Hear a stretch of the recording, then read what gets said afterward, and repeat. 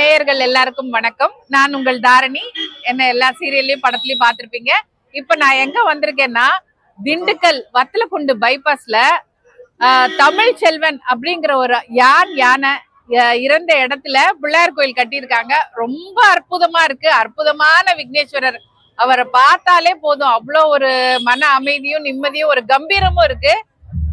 ரொம்ப சந்தோஷம் இந்த கும்பாபிஷேகத்துல நான் வந்து கலந்துகிட்டதுக்கு. கண்டிப்பா இங்க வாங்க. திண்டுக்கல் பைபாஸ், வத்தலக்குண்டு பைபாஸ்ல விநாயகர் கோவில். ரொம்ப சந்தோஷம். இந்த சேனல் மூலமா உங்களுக்கு இந்த தகவலை சொல்றதுல எனக்கு ரொம்ப சந்தோஷம்.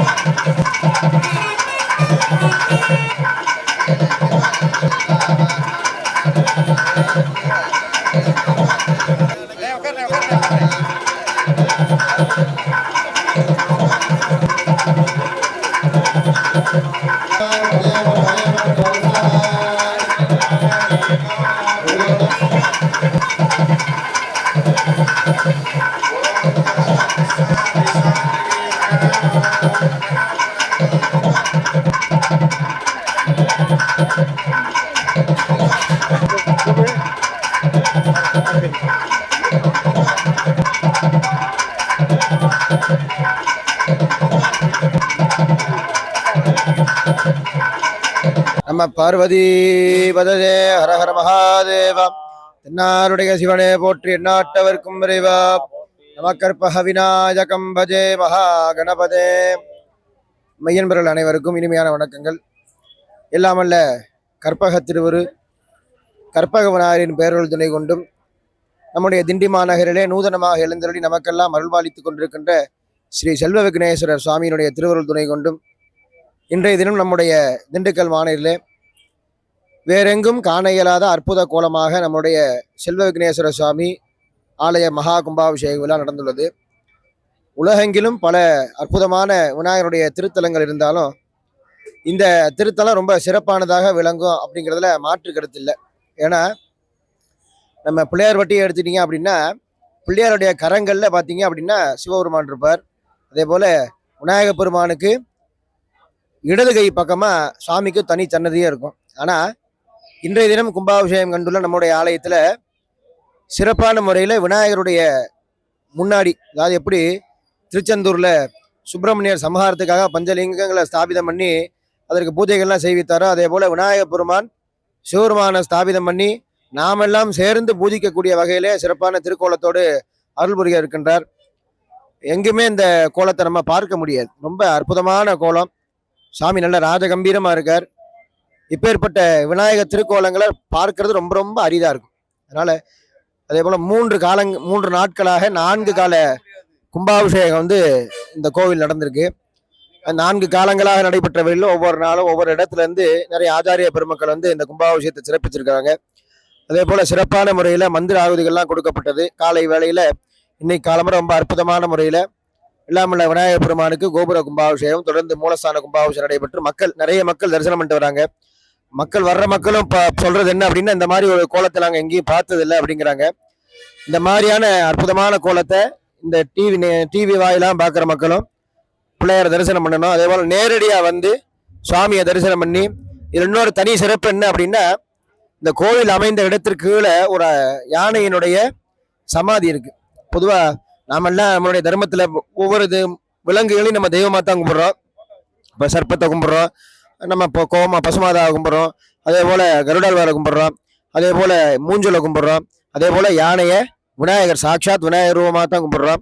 அப்பேற்பட்ட யானையினுடைய சமாதி மீது இந்த கோயில் அமைந்து ஏகபோக சிறப்பு.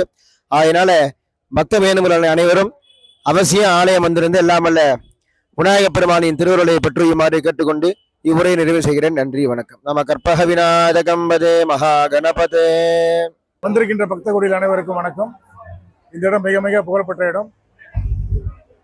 தஞ்சை திண்டுக்கல்லிலே எம்டிஎஸ் என்று அன்பாக அழைக்கப்பட்ட பண்பாளர் சாதனை செம்மல் அவர்கள் வளர்த்த தமிழ்ச்செல்வன் என்ற யானை இந்த இடத்தில் புதைக்கப்பட்டது.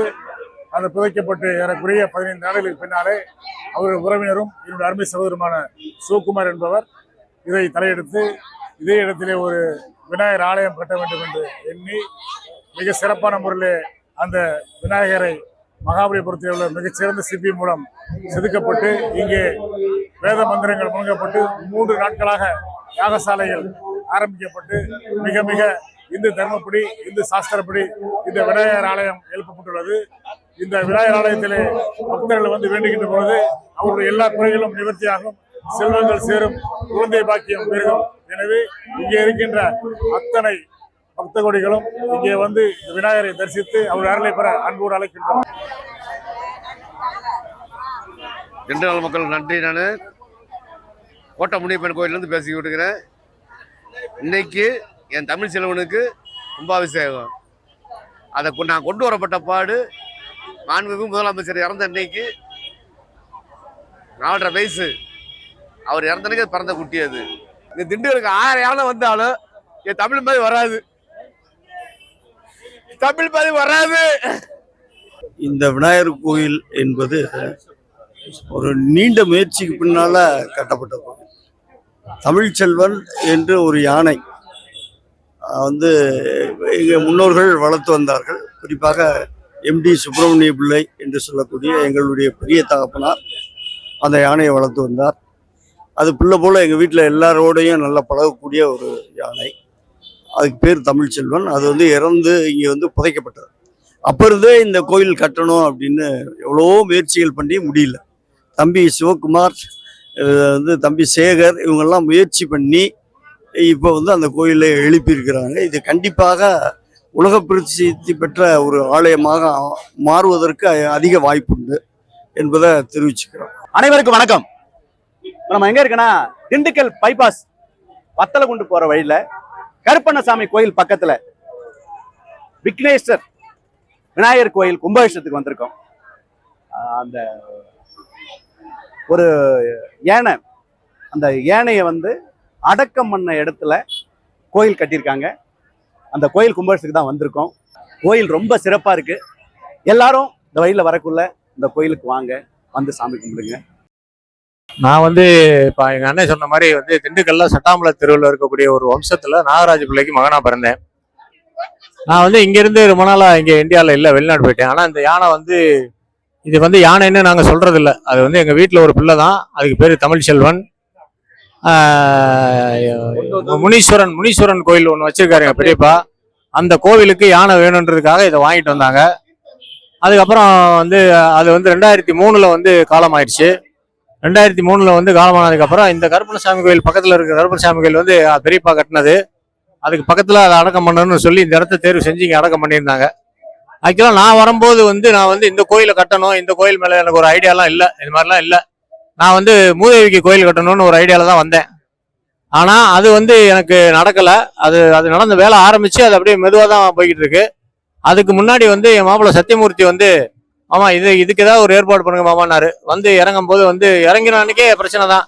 அப்போ எங்கள் அண்ணன் சேகர் அண்ணன் வந்து எங்கள் பெரியப்பாவோட பையன், அவரை கூட்டிகிட்டு வந்து வச்சு இதெல்லாம் சரி பண்ணி இதுக்கப்புறம் இந்த கோயில் வந்து வளரும் போது எவ்வளோ தடைகள் வந்தாலும் இது வேகமாக முடிஞ்சிருச்சு.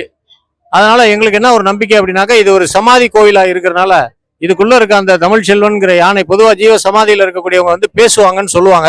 அது மாதிரி இங்கே வந்து அவர் டெய்லி பேசி தான் வந்து வந்த பிரச்சனை எல்லாம் தீர்த்து வச்சதாக நான் நம்புறேன். அதனால இங்க வர்றவங்களுடைய எல்லாருடைய பிரச்சனையும் தீருங்கிறதும் நான் நம்புறேன். அதனால எல்லாரும் வந்து நல்லா வணங்கி அவங்களுடைய பிரார்த்தனை இங்க செஞ்சுக்கணும்னு கேட்டுக்கிறேன். நன்றி.